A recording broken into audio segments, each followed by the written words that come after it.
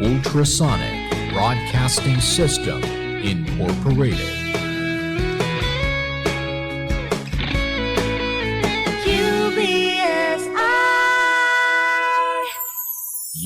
UBSI.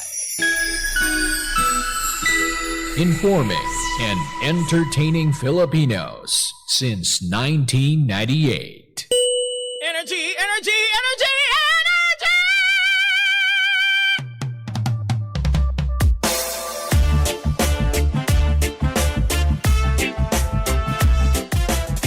Same, pero iba.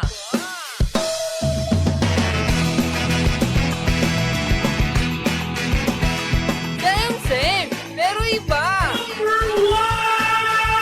Energy FM. Araw at gabi mo'y tunay na sasaya dito. Sagot namin, tugtugan, kantahan, walang patid na tawanan at kulitan. Huwag mong sabihin radyo, sabihin mo number one energy. Ito ang number 1, 06.7 Energy FM. Sa bahay, opisina, kotse, taxi at jeep. What? Tricycle, FX, basta masigip. Okay, ah. Palengke, internet, plaza, karinderya. Energy FM, nagbibigay saya. Huwag mong sabihin radyo, sabihin mo number one energy. Pangga, energy kaibigan mo. Pangga, energy ang numero uno. Kaya't lumango na at isigaw mo. Same, pero iba. Huwag mong sabihin radyo, sabihin mo energy. Cheers, miss! Dabaglita! With Tita Cora and Kapitana Sisa. Same, pero iba. We are number 1, 06.7 Energy FM. Pangga, wag mo sabihin radyo. Sabihin mo. Ano yung sasabihin natin? Ano? Yan! Dapat pinagsisigawan mo yan. Bakit naging olive green ang kulay ko? With all your might, diba? Wow, ang lakas ng Hindi. with all your might. Hindi kasi ang kulay ko, nagulat ako kasi ang kulay ko na sa live natin ay olive green. Oo nga, ang taray. Bakit? Pero ang ganda, diba? In fairness, maluwag na sa'yo yan. Oo, diba? Yes. Ay, but anyway, magandang umaga, Mare. Correct, hindi ba? Siyempre sa mga kabubukas pa lamang na kanilang mga radyo, isang magandang umaga Metro and Mega Manila. Ako po si Kapitana Sisa. At ako naman po si Tita Cora. At eto na ang Baklita sa Woo! Woo! Woo! Woo! Hello pa rin po sa inyong lahat dyan. Hello Philippines and hello world sa mga nanonood on our digital platforms on Energy FM, on Facebook, TikTok, and of course sa ating team replay sa mga confidential funds on our YouTube channel. Hello po sa inyong lahat. Uy, tsaka yung mga nagme-mention sa atin sa mga mga bagong issue. Oo.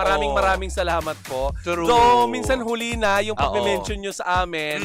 Pero okay lang po. At least nararamdaman namin na Nandiyan kayo. Oo. Hindi, tsaka nararamdaman natin na kailangan maichika to nila Tita Cora. Tama, Diba? diba? Sila na minsan, alam mo, Oo. dumadaming chismosa natin kapitbahay niya. Sila na yung nag-feed minsan, diba? Oo. Nachikan nyo na ba ito, Keme? O, papadala ka agad. Okay. Oo, pero Julius na Meral, kung kapag nasa taas kayo ng poste, huwag kayong mag-ano Huwag kayong magpapadala ng chika. Oo. Hindi porket marami kayo nakikita dyan sa itaas ng poste. Correct. Sa course, nakita ko si ganito dumaan. Ikaw ba naman ang para kang ibon na nasa tuktok ng poste? Yes. Diba? Well, totoo naman, literal, ang ibon nasa poste. Correct. Ay, nako. Ay, alam mo, buti pa yung mga ganyan, no? Pag mga lalaki talaga sa loob ng opisina, alam mo, at saka sa kahit anong trabaho, bihira sa kanila ang magkaroon ng issue. Akala ko ng ibon. Hindi, bakla ka. Lalaki nga, syempre, pala ibon-ibon yan. Hindi, pero sa ating baklitas for today, bago tayo nga pala magbaklitas, Correct. Mare, bigyan muna natin ng konting daan ito, no? Kapag ikay naboboring, Mare, anong gagawin? Well, eto na. Kung boring din naman ang araw mo, well, kung hilig mo lang din naman mag-talkits at iba pa, well, tara na sa Game Zone. Fun believable sa Game Zone dahil you can play real talkits with real people for free. May chance ka rin pa rin makakuha ng over 34 million pesos na papremyo at pwede kang makakuha ng daily cash out or cash prize na 14,640 pesos. Sobra naman yan, napakalaki naman yan. Naman, di ba? Okay na Oo. yun. Pang isang buwang budget na ngayon nung iba, di ba? Yung Oo. 14,000. Pero Mare, alam mo ba na ang makukuhang cash credit ay pwede mo rin gamitin panlaro sa kahit anong game? Pwede mo rin itong i-cash out kung gugustuhin mo, kagaya ng sinabi mo. Oo. May dalawang event araw-araw. Alam mo ba kung ano yon? Ay, naku, paano mo malalaman? Siyempre, bisitahin mo muna ang gzone.ph sa kanilang social media account, sa kanilang Facebook, Instagram at TikTok na may username na @TaraGameZone. G ka na ba? Yes. Well, G ka na ba sa Tongits mo? Tara na sa Game Zone. Dapat ang gaming fun lang. Visit pancor.ph/regulatory or you can email them at keepitfun@pancor.ph. Promo runs from January 1 to December 31, 2025. EGLD reference number MKTG 2024-2564. Tandaan, Mare, ang gaming ay for 21 years old and above only. Keep it fun, game responsibly. And karagdagang paalala sa ating mga pangga na gambling can be addictive and know when to stop. So stop it. Oo, pero Stop. know when to stop. Oo. Pagka pecha di peligro na, stop. Yes. Diba? Oo. Ayun na nga, balik tayo sa chikahan natin kanina. True Sa opisina kasi, Mare, at sa kahit saang trabaho, Oo. ang mga lalaki bihira magkaroon ng isyuhan yung mga yan. Siyempre, hindi naman magkakaingitan yung mga yan. Not unless may bading. Ay! Hindi, kasi yung mga bading minsan, di ba, ang issue nila ay, gwapo sana, pero ano, pero... Yung mga ganong Kevin. Oo. Pero sa mga Mga merlat. Oo, sa mga merlat, madalas sila yung nagkakaroon ng isyuhan. Ang ating ngayon, insecurehan, ganyan. hindi ko alam, pero alam mo, may something sa mga babae sa opisina at sa kahit sa trabaho, correct me if I'm wrong. Oo. Kasi ito'y karanasan ko bilang ako ay 20 years na nagtatrabaho. Napapansin ko na sa Oo. loob ng opisina, madalas na nagkakaroon ng mga inggitan, Oo. pagandahan, di ba? Ang mga merlit. Oo. Yung mga ganun. Pero yung mga pasipsipan, meron kahit lalaki. Oo. Eto ang ating baklitas for today. So may lalaki rin palang sumisip-sip. Yes. Sana makilala ko yun. Bakla ka Sana naman. makilala ko din yun. Diba? Para maturuan ng leksyon. Ako nakakilala Diba? ko. Natirik ang mata ko Ay, dahil. talaga ba? Hindi kasi iniirapan ko dahil nasip-sip siya eh. Oo, yung mga tipong gano'n ang Oo. pagtirik ng mata. Hindi sumasabay yung Gumaganya ka. Oo. Naghiwalay, naging paddlefish. Naghiwalay yung mata. Ay, nako! Ay, pero ito, Mare, ang ating baklitas for today's, ano yung kadalasan nagiging issue ng mga magkaka-opisina kung bakit nag-aaway-away sa loob ng opisina? Chessmiss. Dahil ang masarap na ulam ay Chessmiss! At ang favorite sports natin ay Chessmiss! Nakagagamot din ng ubo ang Chessmiss! Nakakatanggal din ng lamig ang Chessmiss! At makakabayad ng utang ng Pilipinas ang Chessmiss! May pinakulong na. Di ba? May napakulong na dahil sa Chessmiss! Ano kasi? Chinesmiss na paparating na ng Pilipinas? Ay, nako. Ay, pero eto, anong back-latest mo? Nako, eto na ang ating back latest for today's video. Hindi ba? Mukha daw yatang tuloy-tuloy na at mukhang papalapit na rin na muli nating masisilayan ang dynamic duo na komedyanteng sina MC at Lassie sa programang Showtime. Nakakaloka dahil last Saturday lang, Mare, August 2, namataan na sila na muling nagbalik sa Vice Comedy Bar para mag-perform Club. Club. Oo. So, ibig sabihin ngayon, ang ibig sabihin nito ay nag-uumpisa na silang muling magbalik trabaho. So, Oo. parang in-expect ng ibang mga panay na, mukhang makakasama na rin yata at baka pabalikin na sila Oo. sa Showtime. Kasi hanggang ngayon, wala pa naman talaga nahanap na magiging kapalit nila. May Correct. mga guest talaga, tulad ng si Shuvi, 'di ba, na mukha yatang mareregular na din, 'di ba? Wow. Dahil padalas ng pag-guest niya as host sa naturang programa. Pero sabi nga ng ilan, marami nga nagimbal na tipong, mas nauunawaan na ngayon ng tao kung bakit nga ba, ganun na nga lang ba ang naging galit ni Meme Vice dito sa, alam mo yun, sa dalawang ito. Bakit nga ba? Dahil nga, sa lumabas na interview nila sa Tony Talks with Tony Gonzaga, is isa pala sa factor na kinagalit, hindi dahil sa yung Palawan incident nila. Ano? Kung hindi dahil pala, nalulung pala sila sa sugal. Talaga? Oo, Racist silang lang ba dalawa. yun? Marin, di ba? As in talagang nalulung pala silang dalawa at halos umabot yata ng 10 milyon ang kanilang naipatalo. Na, Talaga? alam mo yun, na umabot sa punto na wala na silang tulog, basta makapagsugal, tapos magtatrabaho, di ba? Natural, kung wala kang tulog nga rin, kahit pa sabihin mo, ang galing mo komedyante, lutang ka. Kaya siguro yun yung mga moment na nasisita sila ni Meme na 'di ba na tipong syempre lutang ka na ano ba 'yan, ba't ganyan, 'di ba, na yun yung mga bagay na alam mo yun, pinagpapasalamat nila na kahit pa sabihin mong sinisita sila ni Meme, hindi sila iniwan, 'di ba? At saka hindi sila tinulungan sa pamamagitan ng pagbibigay ng pera. Oo. Binigyan sila ng trabaho para matuto sila magbanat ng diba? buto. Na tipong lumubog ka sa utang dahil sa sa kasugal mo at kung ano pa man, 'di ba? O eto trabaho, pagtrabahuan mo 'yan. Pero alam mo, kabalintunaan naman yan ang nabalitaan ko. Ano? Sabi nila na yung yung pagkalulon nila sa pinagbabawal na sugal. Oy! Meron yan, yung mga walang permit. Oo, yung mga walang PAGCOR license. Oo. Diba? Tapos kung sino-sinong endorser ang kinukuha nyo. Nako, yung mga nagpapanggap dyan na mayaman. Nakakala mo mayaman, nagpaparenta naman ng patay. Tapos nagpapasakla. Tapos sasabihin nyo na yung aso ninyo hindi nangangagat. Tapos kinagat ka saan? Sa balakang. Ay, pero eto yes. nga, ang nabalitaan ko nga, matagal nang nangyari yan. Oo. Pero, parang ang sabi nila, di ba bumalik na sa Vice Comedy Club? Yes. Natural, mababalik talaga yun dahil isa si MC sa, Hindi, sa pero bossing, sa Vice Comedy. si naman kasi, di ba, as empleyado siya doon. Di ba, na kumbaga parang it's about time. Kaya din na-share din nila na kumbaga bakit ngayon may magandang bahay na si Lassie. Is doon siya natuto, nagkaroon siya ng leksyon sa buhay na walang idudulot na mabuti ang pagsusugal. Pero ang gusto nating linawin dito, ito ba ay isa sa mga parte kung bakit nagalit si Meme sa kanya? Kasi may mga moments kasi siguro, Mare, 'di ba? Na isa ito Isa ito, sabihin na nga natin, matagal lang nangyari. Pero isa to sa mga factor na to, malamang na napagsabihan sila. 'Di ba? Kasi syempre, for 25 or mahigit 2 dekadang magkakaibigan, imposibleng hindi concerned si Meme sa kanila, 'di ba?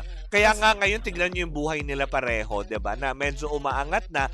Ang importante dito, na may natutunan silang leksyon. Hindi kasi, Mare, meron akong pagkakataon dati na may isa sa kanila sa Bex Squad na tinawagan ko habang magkakasama sila. Normal naman yan kahit nung nagko-comedy bar pa ako. Pagkatapos ng set, minsan ng mga komedyante, kung hindi magkakain sa labas, pupunta sa bahay ni ganito, magtutong eat. Pero yun nga, hindi ako natuto dyan. Pero may time dati, Mare, na magkakasama ang Bex Squad, tapos tumawag ako, asan kayo? Sabi kong ganyan. Kasi may issue, hinihingian ko nga sila ng panig. Hindi ko napapangalanan kung sino yun. Sabi niya, nandito kami sa Chuchuchuwariwa, pagkakasama kami. Sabi ko, ano meron? Sabi, eto, nagtutong eat nga kami. So, nag-ano nga sila.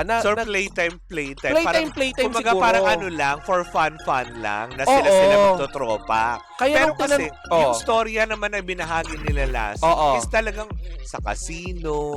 Diba? Yun ang hindi alam ng tao. Na doon sila nalulong, diba? Na pinagsisisihan naman nila. Kaya nga naman ang payo nila, okay lang naman na, alam mo yun, maglaro ka, pero dapat know when to stop. Yes. Diba? Totoo naman din yan Gambling is addictive. Totoo yan. Walang lalo pat pag napatikiman ka na ng unang panalo, diba? Siyempre, alam mo yun, iisipin mo, naku, baka swertihin ako ulit. Ang hindi mo namamalayan, bumabaong ka na sa utang. Kasi, Mare, may mga nagsasabi na, naku, hindi naman din yan masasaway ni Meme. Si Meme nga, nag-i-endorse nga din ng gaming. Hindi, iba naman yun. Kumaga parang, nag-i-endorse ng gaming, Pero, ang pinopromote ni Meme is, hindi ito source ng pangkabuhayan nyo. Tsaka may paalala. Diba? Kumaga parang lagi silang may disclaimer na sinasabi sa mga tao na hindi ito ang maging focus ng pangkabuhayan ninyo. 'Di ba? Uy, pero ano mo na pag-uusapan na din naman natin si Meme. Oo. May isa ngayon na pinag-uusapan tungkol kay Meme sa Ano? actually hindi isa, dalawa. Anetshiwa. Yung mainit na pinag-uusapan. Mm. Una, yung isang episode ng It's Showtime kung Oo. saan nabanggit niya doon sa sa It's Showtime na hindi na daw nawalan Oo. ng bilyar sa Senado. Ay! Oo. Nakakaloka. Akala ko naman yung K-pop Demonyo Hunter. Hindi lang yon yung tinawag niyang K-pop Demonyo Hunters. Si Christopher Min daw. Di ba? Oo, 'di ba? Pero, isa pang sa mga pinag-uusapan ngayon, di ba? Bilyaran? Hindi yun ang pinag-uusapan. Oh, Ang yung isa pa sa pinag-uusapan ngayon Ano? ay yung pag-attend ni Meme Vice Ganda at saka ni Bubay sa GMA Gala, pinagsasabong sila sa internet. Yung pinagtatabi-tabi yung pictures nila. Yes! Wala naman, ako I don't see anything wrong with that, Mm-mm. 'di ba? Kasi parehas naman silang may kanya-kanyang standards persona, 'di ba? Mm-mm. Kaya lang siguro kasi si Bubay is a homegrown siya ng GMA7. Yes. Si Meme Vice is talagang a phenomenal box office superstar Mm-mm. ng ABS-CBN At saka talaga. even sa sa Comedy Bar, kasi itong mga tao na to ay galing sa Comedy Bar. Correct. Magkaiba sila ng mundo. Oo. Dahil si Bubay, lumaki siya kay Alan Kay, sa Clowns at saka sa Yes. Zirko. Oo. Si Meme Vice Ganda, galing sila ng Punchline, Diba? Parang dumaan pa. Laugh-line. Na-under ba siya ni Andrew? Nanggaling din sila ng library. Ewan ko lang kung kung si Bubay ay nag-library din. Pero parang, alam mo, yun yung kagandahan sa library. Oo. Sa mga hindi nakakaalam, Oo. ang library po ang pinakamatagal na comedy bar po sa Malate. Yes. Yes. Yan ang pinupuntahan din na dayo talaga dyan. Pero ang isa sa pinakamatagal na comedy bar sa buong Pilipinas ay ang Music Box. Oo, totoo Ito kasi naman. Mare, Oo. itong si Mamo, ang maganda dun sa comedy bar niya, Oo. pinagsasama-sama niya ang mga komedyante, mapagaling man ng 2 or kaya ng 7. Ayun naman ang maganda, walang pili. At saka dun sa library, Mare, hindi ka pwede mag-library nang hindi ka kumakanta or wala kang talent O, talaga. diba? Oo. Ganon si Andrew Villarreal ba yun? Hindi, Andrew de Real. Andrew Dre. Oo, si Sino Direk. si Villarreal? Yung bilyar, yung Villar- Sinabi ni Meme. Villarreal.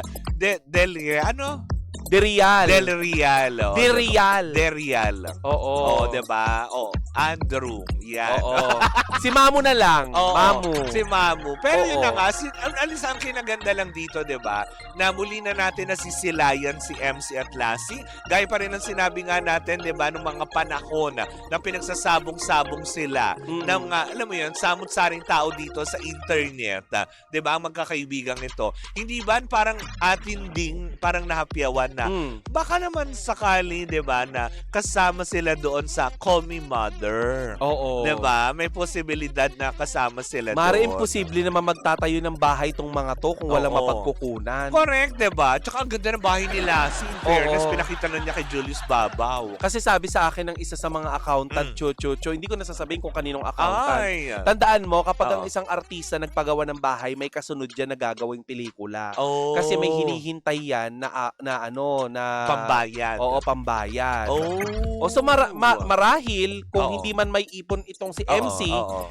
may ginagawang Project. project. O kaya racket. Correct. Di ba? Tsaka masipag kasi itong mga to, kaya wag na tayo magtaka kung Correct. makababalik sa It's Showtime. Talagang din naman, kumaga deserve din naman nila kung anong meron sila ngayon. Dahil syempre, galing pa rin yun sa pinagpawisan nila. Correct. Pinagpaguran. Oo. Hindi sila, alam mo yun, nanlamang.